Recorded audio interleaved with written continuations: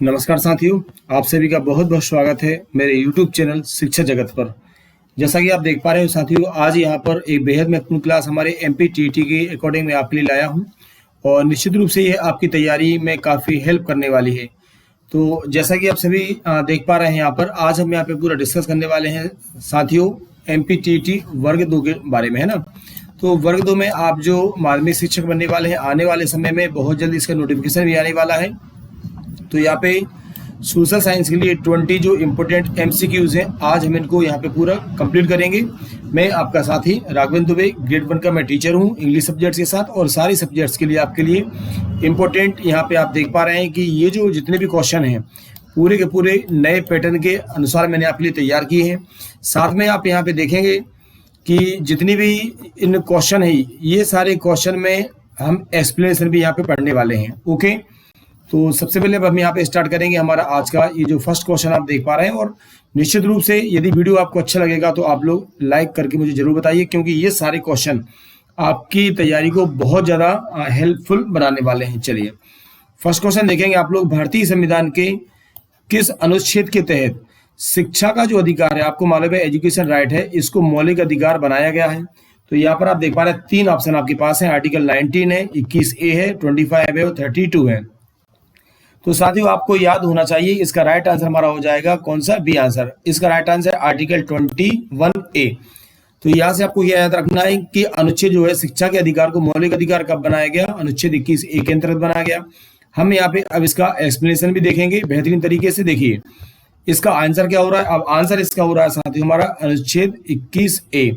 ठीक है, साथ में आप देखेंगे ये भी याद रखना है कि 86वें संविधान संशोधन अधिनियम 2002 के द्वारा भारतीय संविधान में अनुच्छेद 21A जोड़ा गया था। कब जोड़ा गया था, 21A जोड़ा गया, जिसके तहत जो 6 से 14 तक के बच्चे हैं इनके लिए अनिवार्य और मुफ्त शिक्षा को मौलिक अधिकार बनाया गया। तो साथियों इसका राइट आंसर है 21A। आपको याद रखना है, मौलिक अधिकार में इसको जोड़ा गया है, शिक्षा के अधिकार को। ओके, नेक्स्ट क्वेश्चन पर जाएंगे। क्वेश्चन नंबर 2 है, बहुत इंपॉर्टेंट। सिंधु घाटी सभ्यता का प्रसिद्ध जो बंदरगाह है वह लोथल है, आप जानते हो, और वर्तमान में किस राज्य में है। लोथल एक प्रसिद्ध बंदरगाह था। सिंधु घाटी सभ्यता की बात करेंगे तो ये प्रेजेंट में कहाँ पे लोकेटेड है, ये गुजरात में है। याद रखना कहाँ पर है साथियों, गुजरात में है, बंदरगाह है, और हड़प्पा सभ्यता के समय का है, याद रखेंगे। इसका एक्सप्लेनेशन चेक करेंगे तो आंसर इसका गुजरात हो जाता है। अब यहाँ से ये जो एक्सप्लेनेशन मैंने दिया ये आपके लिए काफी हेल्पफुल होने वाले, इनको भी आप नोट करते हुए चलना। सिंधु घाटी सभ्यता का एक प्रमुख क्या है, गोदीवाड़ा या बंदरगाह है लोथल, जो वर्तमान में गुजरात के अहमदाबाद जिले में, कहाँ पर है साथियों, अहमदाबाद जिले में भोगवा नदी है वहां पर, उसके किनारे पर स्थित है, और यहाँ से चावल के साक्ष्य मिले हैं। ये चीजें भी आपको याद रखना है। क्वेश्चन नंबर 3 देखेंगे साथियों। क्वेश्चन हमारा 3 है, यहाँ से आप देख पा रहे हो कि ये जो सियाल है ना, पृथ्वी की किस परत को सियाल कहा जाता है। सियाल एक बार और मैंने आपको बताया था कि ये किससे बना है। देखिए ये बना है SI और यहाँ से A और L से, किससे बना है, सियाल बना है। अब इस किसे कहा जाता है, पृथ्वी की विभिन्न परतें होती हैं जिसे हम भूपरपट्टी, प्रवार, क्रोड कहते हैं। तो ये जो सियाल है ना, ये भूपरपट्टी का हिस्सा है। किसका हिस्सा है, भूपरपट्टी का है। सियाल यहाँ से याद रखना है, SI का मतलब है सिलिकॉन और AL का मतलब यहाँ से है एल्यूमिनियम। आपको याद रखना है। आंसर देखेंगे इसका तो आंसर मिलेगा आपको भूपरपट्टी। एक्सप्लेनेशन पढ़ेंगे, भूपरपट्टी में सिलिकॉन और एल्यूमिनियम इन दोनों को ही जोड़ के सियाल बनाया गया है, इसलिए इसे सियाल कहा जाता है। एडवर्ड स्वेस ने पृथ्वी की आंतरिक संरचना को 3 भागों में बांटा था। ये कौन कौन सी है, सियाल है, सीमा है और नीफे है, इनमें इसको वर्गीकृत किया गया है। ठीक है, मजबूत तैयारी के लिए आप लोगों को कंटिन्यूअस अपनी प्रैक्टिस करनी होगी। नंबर 4 पे जाएंगे तो देखेंगे फॉरवर्ड ब्लॉक। फॉरवर्ड ब्लॉक की स्थापना 1939 में किसने की थी साथियों, इसका राइट आंसर है सुभाष चंद्र बोस।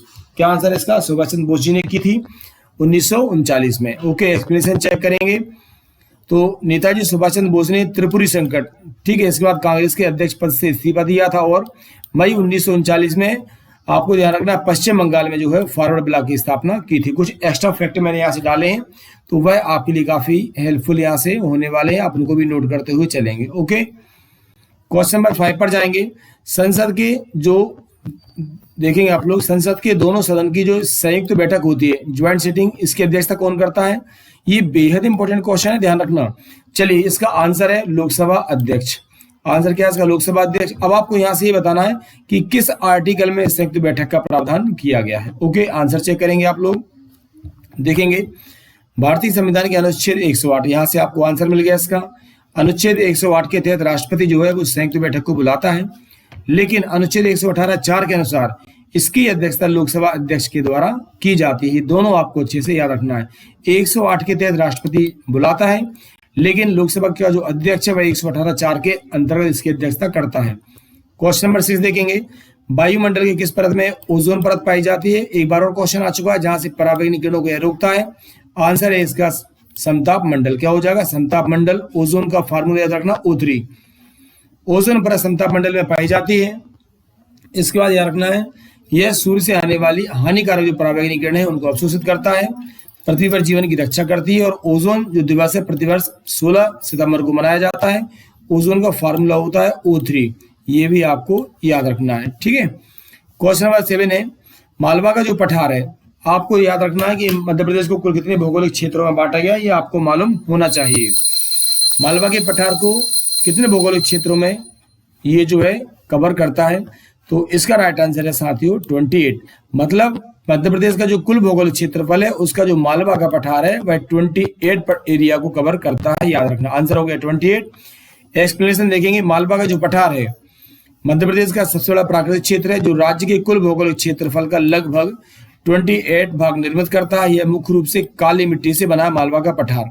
यहाँ की जलवायु को फाहियान जो था चीनी यात्री उसने सर्वश्रेष्ठ कहा था, ठीक है। सफलता का कोई शॉर्टकट नहीं होता, यह केवल आपकी कड़ी मेहनत जो होती है, हार्डवर्क होता है, उस पर डिपेंड करता है।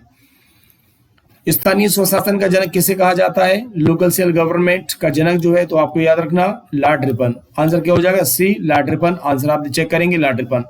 लॉर्ड रिपन ने 1882, याद रखना, स्थानीय स्वशासन के लिए एक ऐतिहासिक प्रस्ताव दिया था, जिसे स्थानीय स्वशासन का मैग्ना कार्टा भी कहा जाता है। इसी कारण जो है रिपन को भारत में स्थानीय स्वशासन का जनक माना जाता है। अगला क्वेश्चन है, विश्व की सबसे लंबी नदी जो नील नदी है किस महाद्वीप में है? तो नील नदी अफ्रीका महाद्वीप में, आपको याद रखना है। आंसर इसका हो जाएगा अफ्रीका। नील नदी अफ्रीका महाद्वीप में बहती है, विक्टोरिया झील से निकलकर, याद रखना। कहां से इसका उद्गम स्थल है? विक्टोरिया झील। उत्तर की ओर बहते हुए भूमध्य सागर में गिरती है। इसे मिस्र का वरदान, याद रखना, क्या बोलते हैं इसे? मिस्र का वरदान भी कहा जाता है।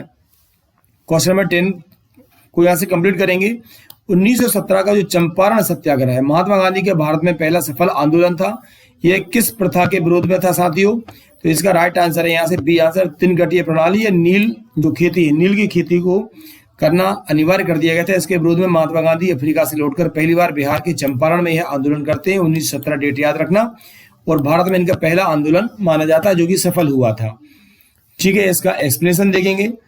बिहार के चंपारण में अंग्रेज बागाज मालिकों के द्वारा किसानों को अपनी भूमि के 3/20 हिस्से पर नील की खेती अनिवार्य कर दी गई थी, जिसे 3 गठीय प्रथा कहते थे। राजकुमार शुक्ल के आमंत्रण पर गांधी जी ने इसके खिलाफ आंदोलन यहाँ पे किया था। क्वेश्चन नंबर 11 है, भारतीय संविधान में धन विधेयक मनी बिल को केवल किस सदन में पेश किया जा सकता है? तो याद रखना साथियों, धन विधेयक को सबसे पहले केवल लोकसभा में लाया जा सकता है। कहाँ पे? लोकसभा में इसको लाया जा सकता है। आंसर देखेंगे, इसका लोकसभा है। ये आर्टिकल भी याद रखना है। संविधान के अनुच्छेद 109 के तहत धन विधेयक को राज्यसभा में पेश नहीं किया जा सकता। इसे केवल राष्ट्रपति की पूर्व अनुमति से लोकसभा में ही पेश किया जा सकता है।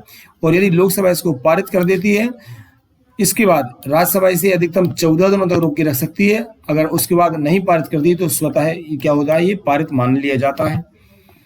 शिक्षा जगत मेरा यूट्यूब चैनल, इससे जुड़कर आप निश्चित रूप से अपने सपनों को साकार करेंगे। क्वेश्चन नंबर 12 है, प्रसिद्ध जो ग्रैंड कैनियन है किस नदी के द्वारा निर्मित एक विशाल खड्ड है? जॉर्ज है, याद रखेंगे। तो ये आपको यहाँ से इसका राइट आंसर है साथियों सी, कोलोराडो नदी है, याद रखना, इंपॉर्टेंट है। एक्सप्रेशन देखेंगे। अमेरिका का जो एरिजोना राज्य है, यहाँ पे कोलोराडो नदी के बहाव से निर्मित जो ग्रैंड कैनियन है विश्व का सबसे प्रसिद्ध और गहरा खड्ड है, जो भूविज्ञान को समझने के लिए बहुत अच्छा प्राकृतिक स्थल माना जाता है। अगला क्वेश्चन है साथियों, मध्यकालीन भारत में जो प्रसिद्ध विजयनगर साम्राज्य है, इसकी स्थापना किन 2 भाइयों ने की थी? तो आंसर है आपका हरिहर और बुक्का, याद रखना। 13 विजयनगर साम्राज्य। सर बताएंगे आप लोग मुझे इसका कौन सा है, कब स्थापना इन्होंने की थी? चलिए बता दिया मैंने यहाँ से। आंसर है कि विजयनगर साम्राज्य की स्थापना 1336 ईस्वी में, याद रखना। विजयनगर की स्थापना 1336 ईस्वी में हरिहर और बुक्का नामक दो भाइयों ने तुंगभद्रा नदी के उत्तरी तट पर की थी। इसकी राजधानी जो है हम्पी थी, वर्तमान में कर्नाटक है, जो यूनेस्को की विश्व धरोहर सूची में शामिल है। ओके साथियों, बहुत अच्छे क्वेश्चन है, काफी हेल्प करेंगे आपके, इनको जहां भी आपको लग रहा है नोट करते जाइए आप लोग। अब देखेंगे आरबीआई मतलब भारतीय रिजर्व बैंक, जिसकी स्थापना 1935 में हुई थी, मालूम है आपको। इसका नेशनलाइजेशन या राष्ट्रीयकरण किस वर्ष किया गया था? तो 1949। कहाँ मिलेगा आपको? सी आंसर आप देख पा रहे हैं 1949 है ना। तो 1949 में साथियों याद रखेंगे आप लोग, इसका सेंट्रलाइजेशन हुआ था 1949 में। ओके, बैटरी को मैं यहाँ से कंप्लीट करता हूँ, जस्ट मिनट वेट करेंगे आप लोग, 1 मिनट। ओके, कंटिन्यू करेंगे। मैं थोड़ा सा चार्जर यहाँ पे इसको लगा देता हूँ, 1 मिनट रुकेंगे आप सभी।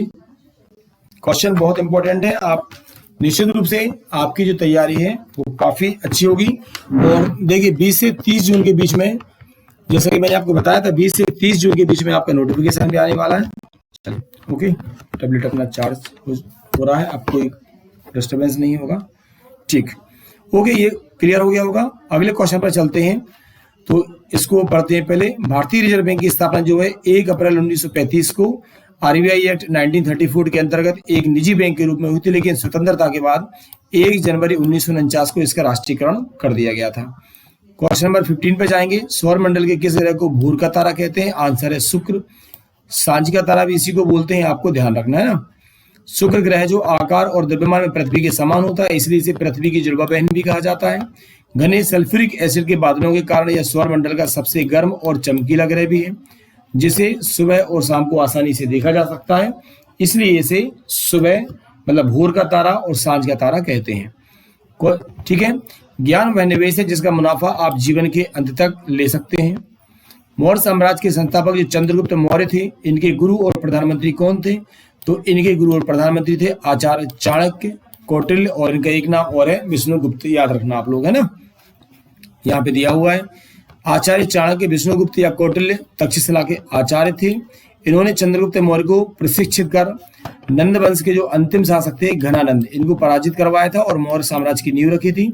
इनकी एक रचना है, एक प्रसिद्ध किताब है जिसका नाम है अर्थशास्त्र, कौटिल्य का अर्थशास्त्र, याद रखिएगा। ओके, 17 क्वेश्चन हमारा है। किस संविधान संशोधन के द्वारा भारतीय संविधान की प्रस्तावना समाजवादी, धर्मनिरपेक्ष और अखंडता शब्द जोड़े गए? बेहद इंपॉर्टेंट क्वेश्चन है, कई सारे एग्जाम में पूछा गया है। राइट आंसर है क्वेश्चन, इसका ऑप्शन बी है 42वें संविधान संशोधन 1976। ओके, तो 42वें संविधान संशोधन 1976 के द्वारा प्रस्तावना में पहली बार और एकमात्र संशोधन किया गया। प्रस्तावना की बार एक ही बार संशोधित हुई, ये भी याद रखना, जिसके तहत 3 नए शब्द समाजवादी, पंथ निरपेक्ष और अखंडता जोड़े गए थे। 42वें संविधान संशोधन को लघु संविधान भी कहा जाता है, 42वें संविधान संशोधन को। क्वेश्चन 18 देखेंगे। विनाशकारी जो समुद्र की लहरें हैं, इनके लिए उपयोग होने वाला जो शब्द है सुनामी, किस भाषा का है? तो आपको मालूम है सुनामी आई थी, बहुत तबाही मचाई थी इसने, जापानी। बी इसका ऑप्शन राइट है। सुनामी एक जापानी शब्द है जिसका अर्थ जो है हार्बर वेव्स या तटीय लहरें होता है। जब समुद्र के भीतर मतलब अंदर तीव्र भूकंप या ज्वालामुखी विस्फोट होता है तो पानी में अत्यंत विनाशकारी लहरें उठती हैं, जिन्हें हम सुनामी कहते हैं। क्वेश्चन नंबर 19 पर जाएंगे। काजीरंगा राष्ट्रीय उद्यान भारत के किस राज्य में है और यह मुख्य रूप से किस जीव के लिए प्रसिद्ध है? असम में है। एक सींग वाले गैंडे के लिए प्रसिद्ध है, याद रखना। काजीरंगा राष्ट्रीय उद्यान बेहद इंपॉर्टेंट है ना। काजीरंगा राष्ट्रीय उद्यान भारत के असम राज्य में है। यह उद्यान पूरी दुनिया में एक सींग वाले गैंडे के लिए सबसे ज्यादा प्रसिद्ध है और यह भी एक यूनेस्को विश्व धरोहर की सूची में शामिल है। और अब आज हम साथियों यहाँ के आज का लास्ट क्वेश्चन हमारा कंप्लीट करने वाले हैं। ब्रिटिश ईस्ट इंडिया कंपनी में जो प्रशासनिक कार्यों को नियंत्रित करने के लिए रेगुलेटिंग एक्ट कब बनाया गया? इसका राइट आंसर है साथियों 1973। कब बनाया गया था इसको? 1973 में बनाया गया था। एक्सप्लेनेशन देखेंगे आप लोग। ब्रिटिश सरकार के द्वारा भारत में ईस्ट इंडिया कंपनी के नियमितीकरण और नियंत्रण के लिए 1973 में रेगुलेटिंग एक्ट पारित किया गया। इसके तहत बंगाल के गवर्नर को बंगाल का गवर्नर जनरल भी कहा जाने लगा और प्रथम गवर्नर जनरल, देखिए एक सारे एक्सप्लेनेशन से 5-6 क्वेश्चन बनते हैं। लॉर्ड जो है वारेन हेस्टिंग्स थे और इसके तहत 1974 में कलकत्ता में एक सुप्रीम कोर्ट की स्थापना सबसे पहली बार की गई थी। आप सभी के लिए बहुत बहुत शुभकामनाएं साथियों। मैं आपका साथी राघवेंद्र दुबे। निश्चित रूप से मुझे पूरा भरोसा है कि ये जो टेस्ट सीरीज है आपके लिए काफ़ी हेल्पफुल रहेगी। 30 जून से पहले आपका ग्रेड 2 का जो नोटिफिकेशन आने वाला है। वीडियो आपको अच्छा लगता हो तो लाइक कीजिए, और आप लोग किस टॉपिक पर वीडियो चाहते हैं। वैसे मैं विज्ञान है और आपका चाइल्ड जो डेवलपमेंट है, पेडागोजी है, हिंदी है, इन पर लगातार क्वेश्चन आंसर आपके लिए लाते रहा हूँ और कंटिन्यू सीरीज में करूँगा। तो आप सबका जो प्यार है मुझे, वीडियो को सब्सक्राइब देकर आप लोग कर सकते हैं बिल्कुल। और अपने जो भी साथी आपके साथ तैयारी कर रहे हैं उन तक आप ये वीडियो को जरूर पहुंचाइए। आप सभी का बहुत बहुत धन्यवाद। Thank you so much.